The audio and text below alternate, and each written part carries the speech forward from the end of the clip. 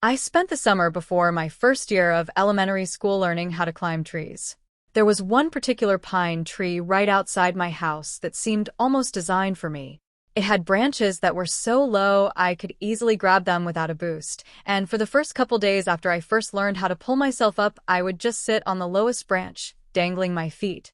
The tree was outside our back fence and was easily visible from the kitchen window, which was just above the sink. Before too long, my mother and I developed a routine where I would go play on the tree when she washed the dishes because she could easily see me while she did other things. As the summer passed, my abilities grew, and before too long, I was climbing fairly high. As the tree got taller, its branches not only got thinner but more widely spaced, and so I eventually reached a point where I couldn't actually climb any higher, and so the game had to change. I began to concentrate on speed, and in the end I could reach my highest branch in 25 seconds. I got too confident, and one afternoon, I tried a step from a branch before I had firmly grasped the next one. I fell about 20 feet and broke my arm really badly in two places. My mom was running toward me yelling, and I remember her sounding like she was underwater. I don't remember what she said, but I do remember being surprised by just how white my bone was. I was going to start kindergarten with a cast and wouldn't even have any friends to sign it. My mom must have felt terrible because the day before I started school, she brought home a kitten. He was just a baby and was striped with tan and white. As soon as she put him down, he crawled into an empty case of soda that was sitting on the floor. I named him Boxes. Boxes was only an outside cat when he escaped. My mom had him declawed so he wouldn't destroy the furniture, so as a result, we did our best to keep him inside. He'd get out every now and then, and we'd find him somewhere in the backyard chasing some kind of bug or lizard, though he could hardly ever catch one because he had no front claws. He was pretty evasive, but we'd always catch him and carry him back inside. He'd scramble to look back over my shoulder. I told my mom that it was because he was planning his strategy for next time. Once inside, we'd give him some tuna fish, and he came to learn what the sound of the can opener might signal. He'd come running whenever he heard it. This conditioning came in handy later because toward the end of our time in that house, Boxes would get out much more often and would run under the house into the crawl space where neither of us wanted to follow because it was cramped and probably crawling with bugs and rodents. Ingeniously, my mom thought to hook the can opener to an extension cord out back and run it right outside the hole that Boxes had gone through. Eventually, he would emerge with his loud meows, looking excited by the sound and then horrified at how we could run such a cruel ruse on him. A can opener with no tuna made no sense to Boxes. The last time he escaped to under the house was actually our last day in it. My mom had put the house on the market, and we had begun packing our things. We didn't have much, and we stretched the packing out a while, though I had already packed up all my clothes at my mom's request. My mom could tell I was really sad about moving and wanted the transition to be smooth for me, and I guess she thought that having my clothes in the box would reinforce the idea that we were moving, but things wouldn't change that much. When Boxes got out, as we were loading some things into the moving van, my mom cursed because she had already packed the can opener and wasn't sure where it was. I pretended to go look for it so I wouldn't have to go under the house, and my mom, probably completely aware of my little scam, moved one of the panels and crawled in. She came out with Boxes pretty quickly and seemed pretty unnerved, which made me feel even better about getting out of it. My mom made some phone calls while I packed a little more, and then she came into my room and told me that she had spoken to the realtor, and we were going to start moving into the other house that day. She said it like it was excellent news, but I had thought we had more time in the house. She originally said that we weren't moving until the end of the next week, and it was only Tuesday. What's more, we weren't completely finished packing, but my mom said sometimes it was just easier to replace things than pack them and haul them all over the city. I didn't even get to grab the rest of my box clothes. I asked if I could call Josh to say bye, but she said that we could just call him from our new house. We left in the moving van. I managed to stay in touch with Josh for years, which is surprising since we no longer went to the same school. Our parents weren't close friends, but they knew that we were, and so they would accommodate our desire to see one another by driving us back and forth for sleepovers, sometimes every weekend. For Christmas one year, our parents even pooled their money and got us some really nice walkie-talkies that were advertised to work across a range that extended past the distance between our houses. They also had batteries that could last for days if the walkie-talkie was on but not used. They would only occasionally work well enough that we could talk across the city, but when we stayed over, we'd use them around the house, talking in mock radio speak that we had taken from movies, and they worked great for that.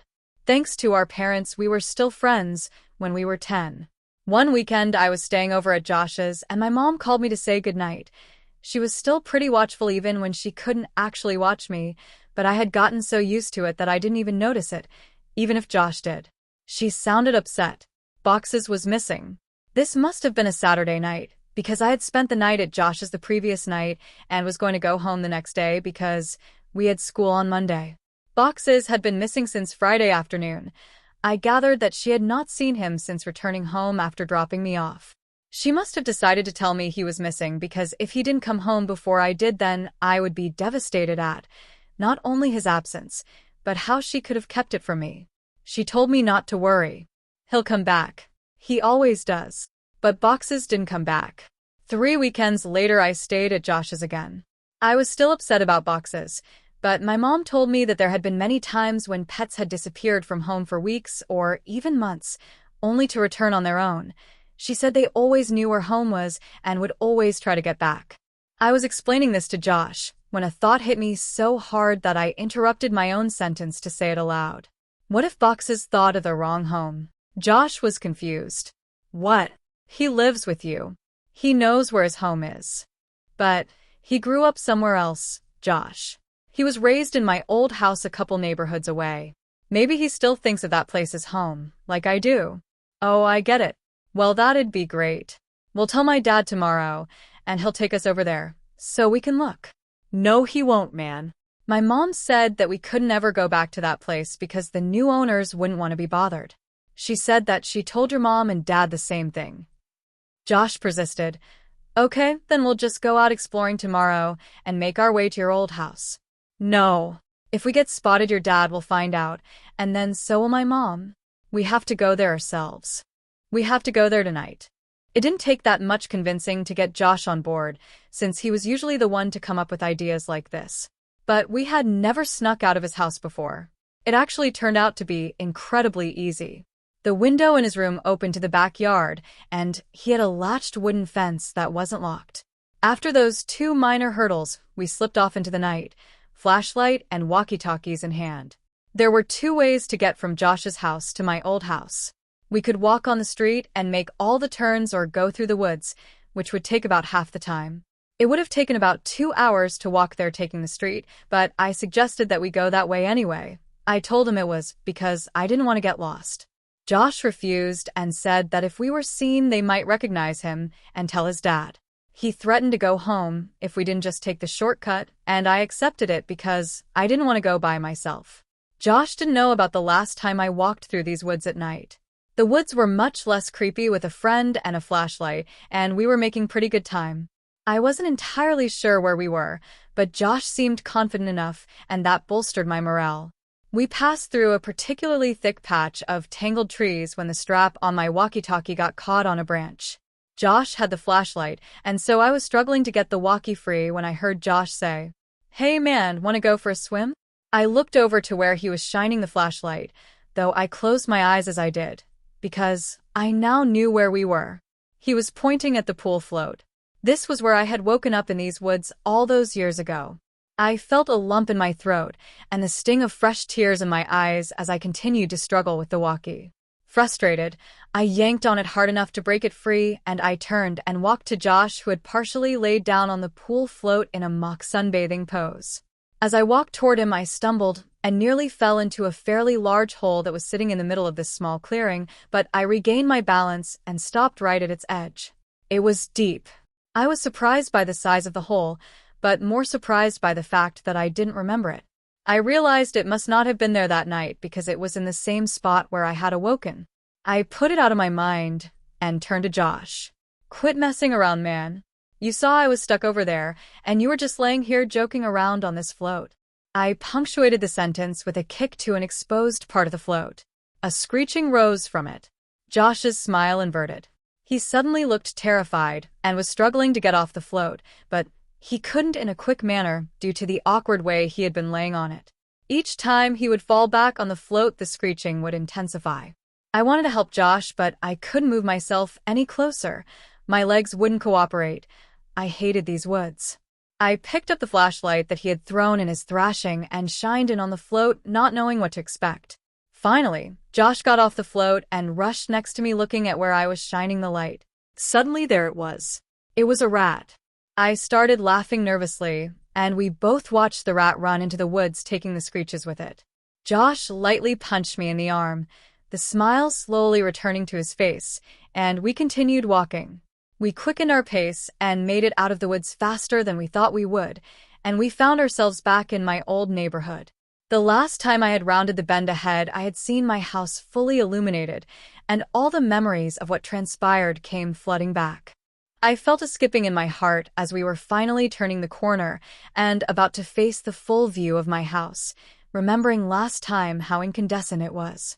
But this time, all the lights were off. From a distance, I could see my old climbing tree, and as my mind traced the steps of causality backward, I realized that I wouldn't back here this night if that tree hadn't grown, and I was briefly in awe of how all events were like that. As we got closer, I could see that the lawn looked terrible. I couldn't even guess when it had last been mowed. One of the shutters had partially broken loose and was rocking back and forth in the breeze, and overall the house just looked dirty. I was sad to see my old home in such a state of disrepair. Why would my mom care if we bothered the new owners if they cared so little about where they lived? And then I realized there were no new owners. The house was abandoned, though it looked simply forsaken. Why would my mom lie to me about our house having new people in it? But I thought that this was actually a good thing. It would be easier to look around for boxes if we didn't have to worry about being spotted by the new family. This would make it much quicker. Josh interrupted my thoughts as we walked through the gate and up to the house itself. "Your old house sucks, dude," Josh yelled as quietly as he could. "Shut up, Josh. Even like this, it's still nicer than your house." "Hey, man." Okay. I think boxes is probably under the house. One of us has to go under and look, but the other should stay next to the opening in case he comes running out." "Are you serious? There's no way I'm going under there." "It's your cat, man. You do it." "Look, I'll game you for it unless you're too scared," I said, holding my fist over my upturned palm. "Fine, but we go on shoot, not on three. It's rock, paper, scissors, shoot. Not 1, 2, 3. I know how to play the game, Josh. You're the one who always messes up. And it's 2 out of 3. I lost. I wiggled loose the panel that my mom would always move when she had to crawl under here for boxes. She only had to do it a couple of times since the can opener trick usually worked, but when she had to do it, she hated it, especially that last time. And as I looked into the darkness of the crawl space, I had a greater appreciation for why. Before we moved, she said that it was actually better that boxes ran under here, despite how hard it could be to get him out. It was less dangerous than him jumping over the fence and running around the neighborhood. All that was true, but I was still dreading doing this. I grabbed the flashlight and the walkie and began to crawl in. A powerful smell overtook me. It smelled like death. I turned on my walkie. "Josh, are you there? This is Macho Man, come back." "Josh, cut it out. There's something wrong down here." "What do you mean?" "It stinks. It smells like something died." "Is it boxes?" "I really hope not." I set down the walkie and moved the flashlight around as I crawled forward. Looking through the hole from the outside, you could see all the way back with the right lighting, but you had to be inside to see around the support blocks that held the house up. I'd say that there was about 40% of the area that you couldn't see unless you were actually in the crawl space, but even inside I discovered that I could only see directly where the flashlight was pointing. I realized that this would make scouting around the place much more difficult. As I moved forward, the smell intensified. The fear was growing in me that boxes had come here and something had happened to him. I shined the flashlight around but couldn't see much of anything. I wrapped my fingers around a support block to pull myself forward, and as I did that I felt something that made my hand recoil. Fur. My heart sank, and I prepared myself emotionally for what I was about to see. I crawled slowly so I could prolong what I knew was coming, and I inched my eyes and the flashlight past the block to see what was on the other side. I staggered back in horror. "Jesus Christ," escaped my trembling mouth. It was a hideous and twisted creature, badly decomposed. Its skin had rotted away on its face, so the teeth appeared to be enormous. And the smell was unbearable. What is it? Are you okay? Is it boxes? I reached for the walkie. No, it's not boxes. Well, what the hell is it then? I don't know. I shined the light on it again and looked at it with less fear in my vision. I chuckled. It's a raccoon. Well, keep looking. I'm gonna go into the house to see if he might have made it in there somehow. What? No. Josh, don't go in there. What if Boxes is down here and runs out? He can't. I put the board back. I looked and saw that he was telling the truth. Why'd you do that? Don't worry, man, you can move it easy. This makes more sense. If Boxes ran out and I missed him, then he'd be gone. If he's down there, then grab him tight and I'll come move the board, and if he's not, then you can move it yourself while I look in the house. Some of his points were good, and I doubted he'd be able to get in anyway. Okay, but be careful and don't touch anything. There's a bunch of my old clothes still in boxes in my room. You can look in there to see if he crawled in one. And make sure to bring your walkie. Roger that, good buddy. I realized that it would be pitch black in there. The power would have been turned off since no one was paying the bill. With any luck, he'd be able to see from the streetlights that might cast some light inside. Otherwise, I'm not sure what he'd do. Before too long, I heard footsteps right over my head and felt old dirt raining down on me. Josh, is that you? CHHKKKK, breaker. This is Macho Man coming back for the big Tango Foxtrot. The eagle has landed. What's your 20, Princess Jasmine? Over. Asshole. Macho Man, my 20 is in your bathroom looking at your stash of magazines. Looks like you've got a thing for dudes' butts. What's the report on that? Over. I could hear him laughing without the walkie, and I started laughing too. I had the footsteps fade away a little. He was on his way to my room. Man, it's dark in here. Hey, are you sure you had boxes of clothes in here? I don't see any. Yeah, there should be a couple boxes in front of the closet. There aren't any boxes in here. Let me check to see if you maybe put the boxes in the closet before you left. I started thinking that maybe my mom had come back and gotten the clothes and just given them away because I had outgrown a lot of them, but I remembered leaving the boxes there. I didn't even have time to close the last one up before we left. While I was waiting for Josh to tell me what he found, I kicked out my leg, which had started falling asleep because of the position I was in, and it hit something. I looked back and saw something really strange. It was a blanket, and all around it there were bowls. I crawled a little closer to it. The blanket smelled moldy and most of the bowls were empty, but one had something that I recognized still in it. Cat food. It was a different kind than we gave to Boxes, but I suddenly understood. My mom had set up a little place for Boxes to encourage him to come here instead of running around the neighborhood. That made a lot of sense, and it seemed even more likely that Boxes would have come back to this place. That's so cool, Mom, I thought. I found your clothes. Oh, cool. Where were the boxes? Like I said, there are no boxes. Your clothes are in your closet. They're hanging up. I felt a chill. This was impossible. I had packed all my clothes. Even though we weren't supposed to move for another 2 weeks when we left, I remember packing them and thinking that it was stupid for me to have to get clothes out of the box and put them back in. I had packed them, but someone had hung them back up. Why though? Josh needed to get out of there. That can't be right, Josh. They're supposed to be in boxes. Stop messing around and just come back outside. No joke, man. I'm looking at them. Maybe you just thought that you left them. Ha! Wow. You sure like to look at yourself, don't you? What? What do you mean? Your walls, man. Haha. Your walls are covered in Polaroids of yourself. There are hundreds of them. What did you hire someone to? Silence. I checked my walkie to see if I had switched it off somehow. It was fine. I could hear footsteps but couldn't tell exactly where Josh was going. I waited for Josh to finish his sentence, thinking that his finger had just slipped off the button, but he didn't continue. He seemed to be stomping around the house now. I was just about to radio him when he came back. There's someone in the house. His voice was hushed and broken. I could hear he was on the verge of tears. I wanted to respond, but how loud was his walkie turned up? What if the other person heard it? I said nothing and just waited and listened. What I heard were footsteps. Heavy, dragging footsteps. And then a loud thud. Oh God. Josh. He had been found. I was sure of it. This person had found him and was hurting him. I broke out in tears. He was my only friend, next to boxes. And then I realized, what if Josh told him I was under here? What could I possibly do? As I struggled to compose myself, I thankfully heard Josh's voice through the walkie. He's got something, man. It's a big bag. He just threw it on the floor.